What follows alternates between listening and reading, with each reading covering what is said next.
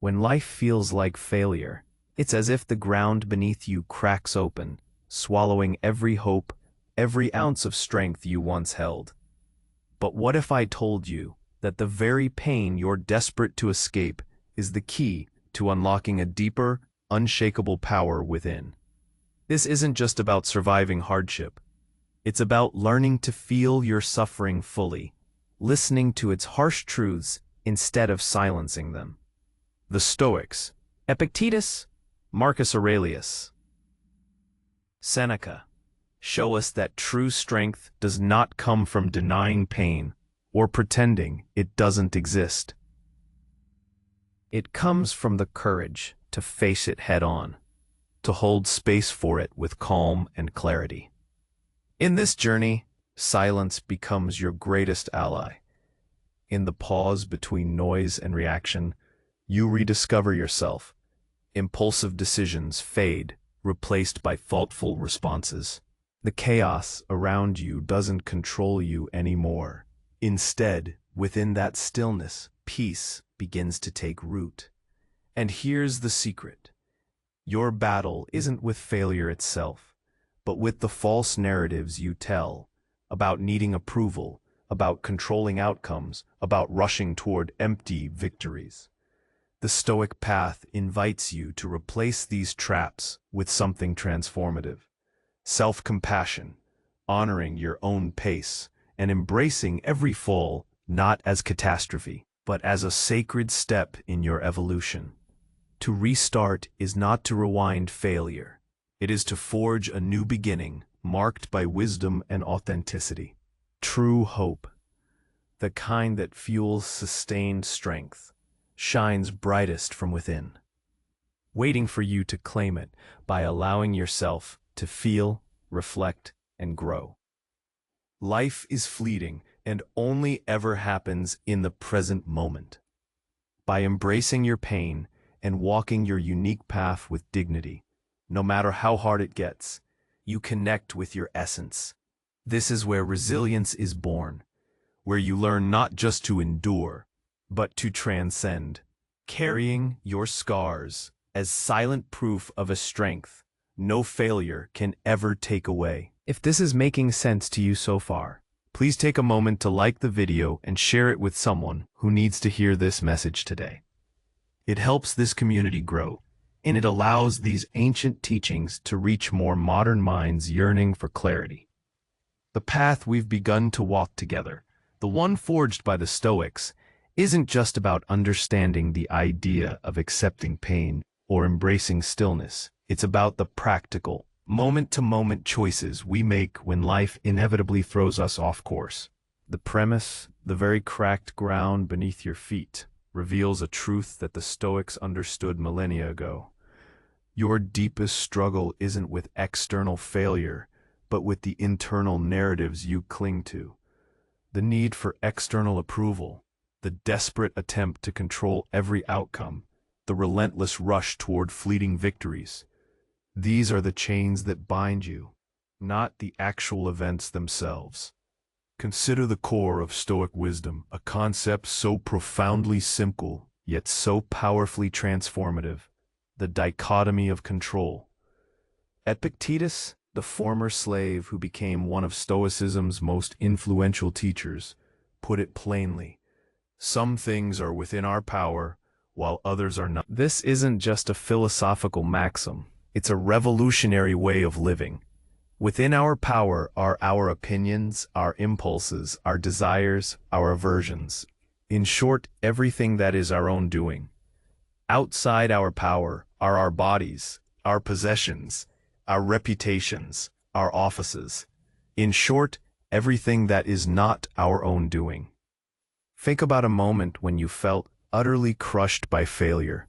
Perhaps you lost a job you poured your heart into, or a relationship dissolved despite your best efforts, or a business venture collapsed, leaving you feeling exposed and inadequate. In those moments, where did your suffering truly originate?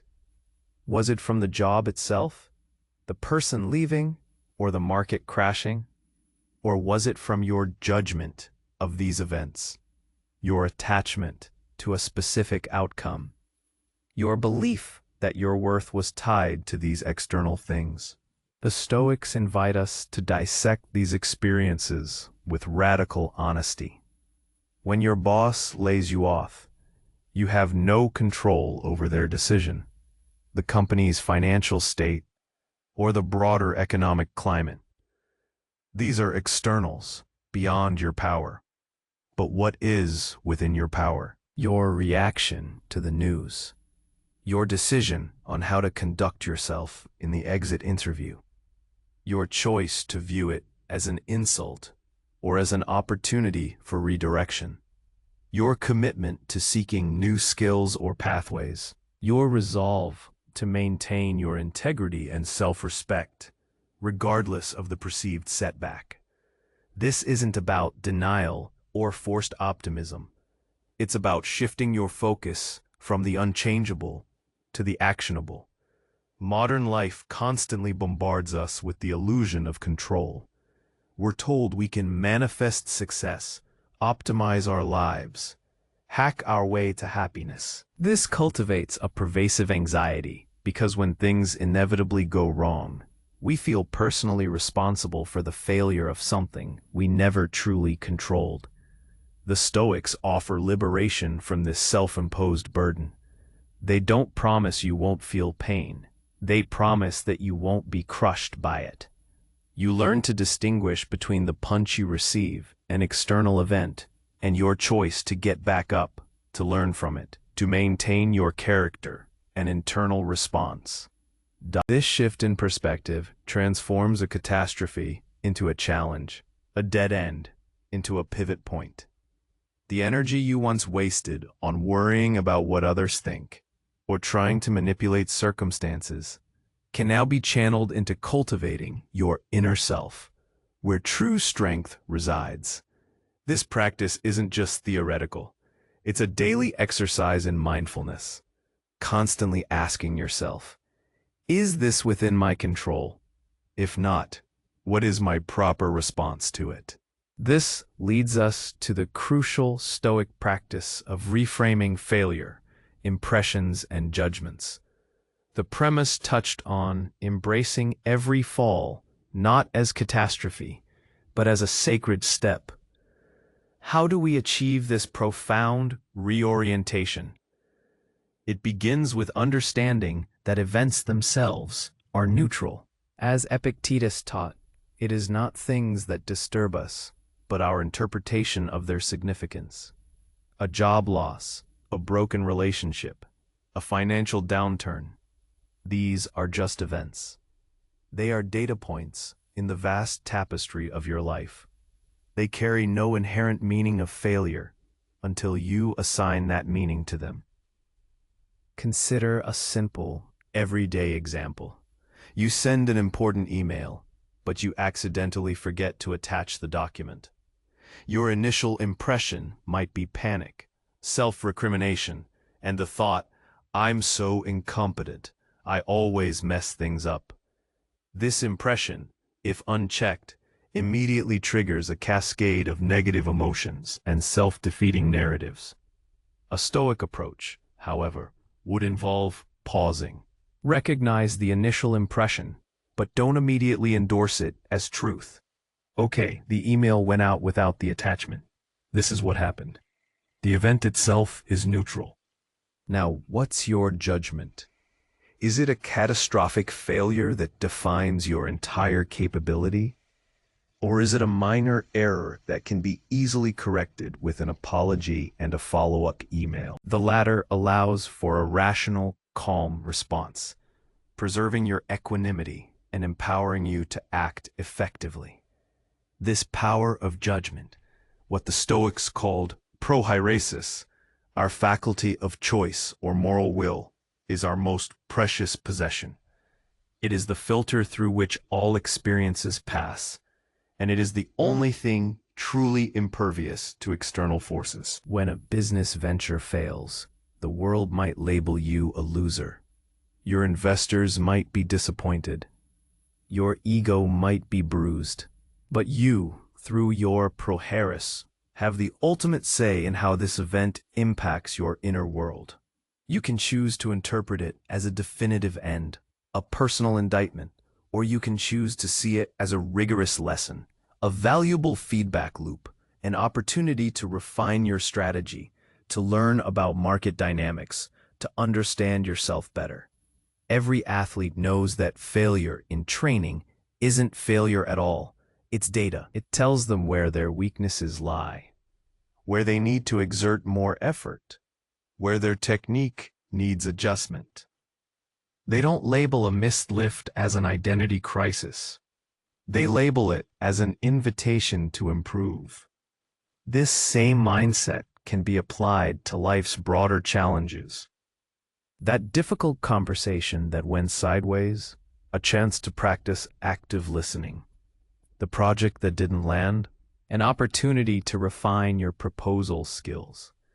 The relationship that ended, a poignant lesson in boundaries and self-worth. By consciously applying your prohairesis, you transform every perceived setback into a deliberate step on your evolutionary journey, stripping it of its power to define or diminish you. Beyond merely accepting, the Stoics invite us to lean into adversity, to embrace discomfort as a necessary forge for character. This concept is beautifully encapsulated in two powerful Stoic practices: premeditatio malorum, the premeditation of evils, and Amor Fati, the love of fate. The premise hints at this with embracing your pain and walking your unique path. But how do we actively prepare for the storm and then love the storm once it arrives? Premeditatio malorum isn't about pessimism or dwelling on negative possibilities. It's about mental rehearsal, about strengthening your inner resolve before adversity strikes. Seneca, another towering figure in Stoicism, encouraged us to imagine worst-case scenarios, not to scare ourselves, but to strip them of their power to shock and destabilize us. If you're worried about losing your job, take a moment to truly contemplate what that would entail. What would you do? How would you adapt? What resources do you have, both tangible and intangible? By confronting these fears intellectually, you build a mental fire drill. When the actual event occurs, it doesn't arrive as a complete surprise that overwhelms your rational faculties. You've already done some of the emotional and practical groundwork. Think of it like building a robust immune system. You expose yourself to small, controlled stressors, like a vaccine, to build resistance against larger threats. Similarly, by contemplating potential difficulties, you prepare your mind to meet them with calm and composure, rather than panic. This practice reveals that many of our fears are based on exaggerations or catastrophic thinking. When you break down a worst-case scenario into its individual components, you often find that it's manageable, or at least survivable. You discover a hidden resilience within yourself that you never knew existed until you mentally tested its limits.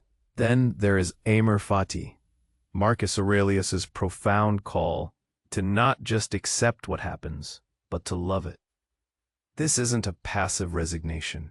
It's an active, almost joyful embrace of everything that occurs, seeing it as an essential ingredient in the grand design of your life. A blazing fire makes flame and brightness out of everything thrown into it, Marcus wrote.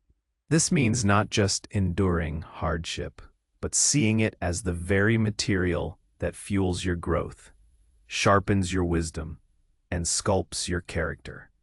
The pain, the struggle, the perceived failure, these are not obstacles to your journey, but integral parts of the journey itself.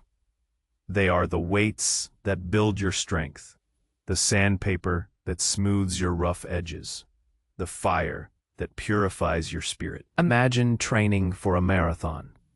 Every grueling long run, every blister, every moment of aching muscles.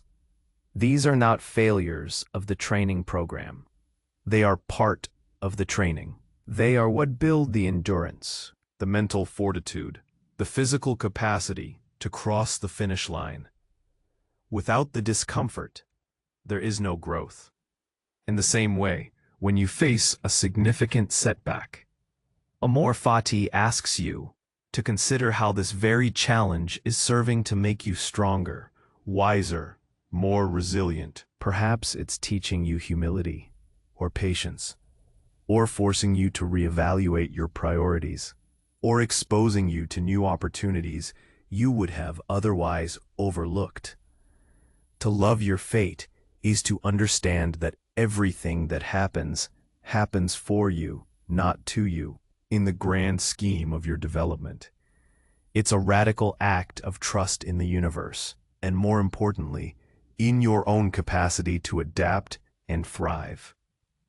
As we navigate these powerful transformations, the Stoic path continually points us towards an inner compass, cultivating the inner citadel with virtue as the true north. The premise spoke of true hope, fuels sustained strength, shines brightest from within. This inner hope is not wishful thinking.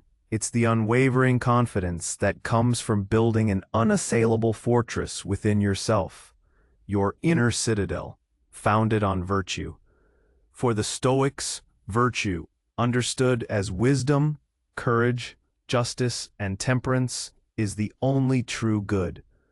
Everything else, health, wealth, reputation, success, is an indifferent, meaning it has no bearing on whether you are a good person or live a good life. This doesn't mean these things are undesirable. It simply means they are not essential for your flourishing. They are external. They can be given and taken away by fortune. But your virtue, your character, your moral compass, these are entirely within your control, and therefore, they are the only reliable source of well-being. When you lose a job, your bank account might suffer. Your reputation might take a hit. Your future plans might be disrupted. These are externals. But your courage to face the uncertainty, your wisdom in learning from the experience, your justice in treating others and yourself fairly, your temperance in managing your emotions, these remain intact. In fact, these challenging moments are precisely when your virtues are tested and strengthened. They are opportunities to practice being wise, courageous, just, and temperate. Imagine a ship caught in a violent storm. The ship, our external circumstances, might be battered, even damaged. But the captain's skill, his courage, his ability to make sound judgments under pressure, his virtues, are what ultimately determine whether the ship and its crew survive. The storm doesn't diminish the captain's skill. It highlights. Similarly, when life feels like failure, it is not a testament to your weakness, but an invitation to demonstrate your inner strength, your moral integrity, your unwavering character. This focus on virtue provides an unshakable foundation for hope. If your hope is tied to external outcomes, getting the promotion, finding the perfect partner, achieving a certain level of wealth, then your hope is fragile, constantly at the mercy of forces beyond your control. But if your hope is rooted in your commitment to living virtuously, to always striving to be a better person, to act with integrity and wisdom, then that hope can never be taken from you. No external failure can diminish your capacity for virtue. Indeed, every perceived failure becomes a crucible in which your virtues are refined, shining brighter against the darkness of adversity. This is the ultimate self-reliance, the knowledge that your true worth and your true strength lie within, utterly independent of external circumstances. Finally, how do we actively practice this kind of profound self-acceptance and grounded presence? The Stoics knew that true strength is born not just from intellectual understanding, but from consistent practice of self-compassion and mindful presence.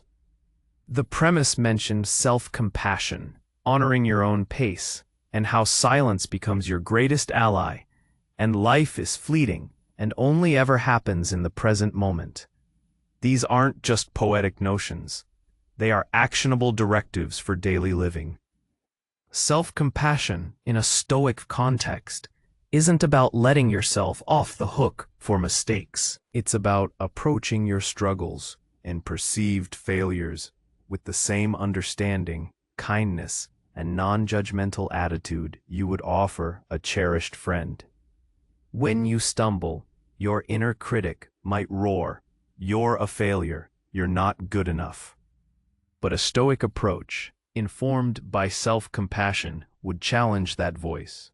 It would remind you that to be human is to be fallible, to make errors, to experience setbacks. It would encourage you to examine the situation rationally. What can I learn from this? What steps can I take to improve? How can I move forward with dignity and purpose, without dwelling in self-condemnation?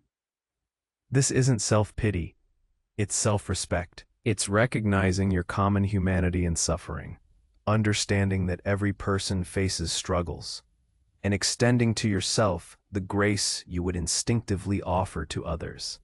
This practice is deeply intertwined with mindful presence, or what the Stoics called prosochi, a continuous and vigilant attention to one's actions, thoughts, and impressions.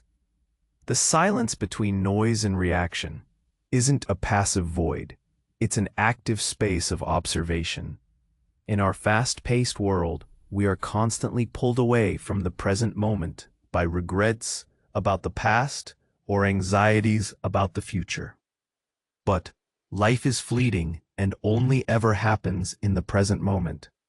This is not merely an observation, it's an imperative for living. When you are fully present, you are less likely to be hijacked by impulsive emotions or distorted judgments. When you feel the sting of a perceived failure, instead of immediately reacting with anger, despair, or self-pity, you can pause.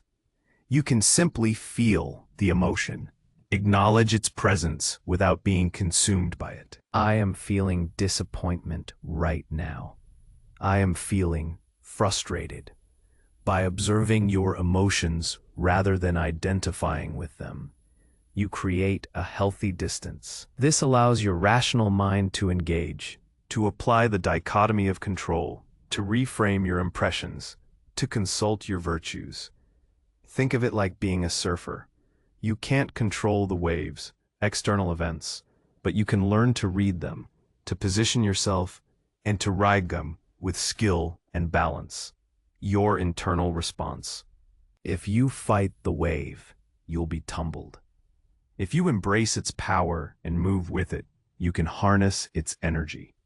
Mindful presence allows you to stay on your board, to experience the present moment fully, with all its discomforts and joys, knowing that this moment is the only one you truly possess. It's in this profound stillness, this committed presence, that you connect with your essence, where resilience is truly born. You learn not just to endure, but to transcend, carrying your scars not as symbols of defeat, but as silent, powerful proof of a strength no failure can ever take away. They are the marks of a life deeply lived, deeply felt, and profoundly understood. In the end, failure is not a destination. It is a relentless craftsman, forging something new and stronger within you. It is the crucible in which character is tested, wisdom is sharpened, and true resilience is born. Your task is not to avoid the fire, but to learn how to stand in it, allowing it to burn away everything that is not essential, leaving behind only the pure gold of your authentic self. So when life feels like the ground beneath you is cracking, remember this: the fissure is not meant to swallow you whole, but to reveal a deeper foundation you never knew you possessed. It is an invitation to rebuild, not from the fragile materials of external validation, but from the unyielding bedrock of your own virtue, your own wisdom, your own courage. Your scars are not proof of your brokenness, but undeniable evidence of your capacity to heal, to learn, to transform. They are badges of honor, whispered stories of battles fought and inner victories won. The question then is not if you will stumble again, but how you will choose to rise. How will you use this perceived failure to sculpt your character, to deepen your understanding, and to claim the unshakable power that resides within you? What new, wiser beginning will you forge from the ashes of what you once thought was an ending? If this message resonated with you, please leave a comment below, sharing one way you plan to embrace your next perceived failure as a step in your evolution. And if you haven't already, subscribe to the channel for more insights on living a Stoic life in the modern world.